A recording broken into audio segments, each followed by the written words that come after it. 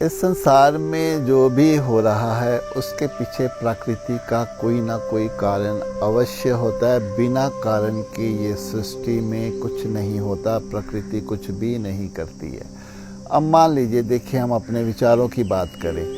हमें प्रतिदिन 60,000 के करीब विचार आते हैं, लेकिन वो ज़्यादातर विचार हमारे जीवन से नहीं जुड़े होते, वो आके चले जाते हैं, हमें पता भी नहीं चलता। लेकिन जहाँ कुछ विचार 5-10 जिसको हम पकड़ लेते हैं, जिसमें बह जाते हैं, वो हमारे विचार होते हैं, वही हमारे कर्म बनते हैं। अब अगर बेहोशी मन से जो भी हम कर्म करते हैं,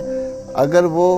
आदतन होते हैं, हमें विकारों की ओर ले जाते हैं, बुरी आदतों की ओर ले जाते हैं, नशों की ओर ले जाते हैं, या कुछ ऐसा जहाँ जीवन का उद्धार नहीं होता, वो सब जो विचार, जो कर्म है हमारे, वो निरर्थक साबित होते हैं, वो हमारे लिए सार्थक सिद्ध नहीं होते हैं। रिश्तों को भी अगर हम देखें ध्यान से, जहाँ हम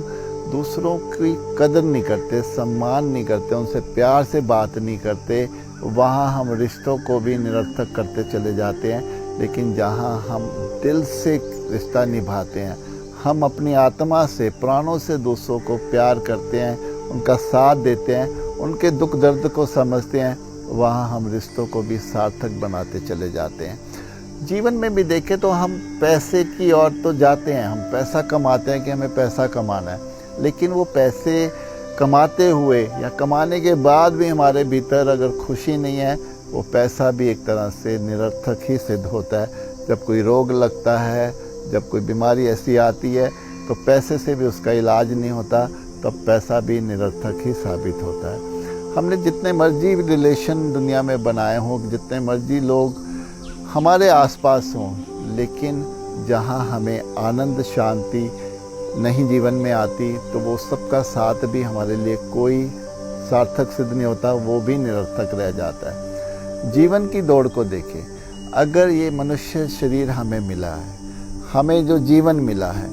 अगर हम ईश्वर की ओर नहीं जाते, अध्यात्म की ओर नहीं जाते,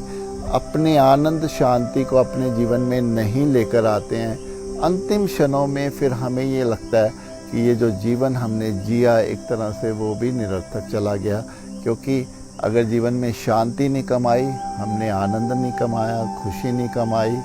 तो फिर वो जीवन का भी कोई वैल्यू नहीं है। तो हम कह सकते हैं कि अगर हम निरर्थक चीज़ों को, निरर्थक बातों को बोलते चले जाते हैं, निरर्थक जीवन को जीते चले जाते हैं, तो फिर यही निरर्थकता हमारे जीवन को एक समय पर व्यर्थ बना देती है।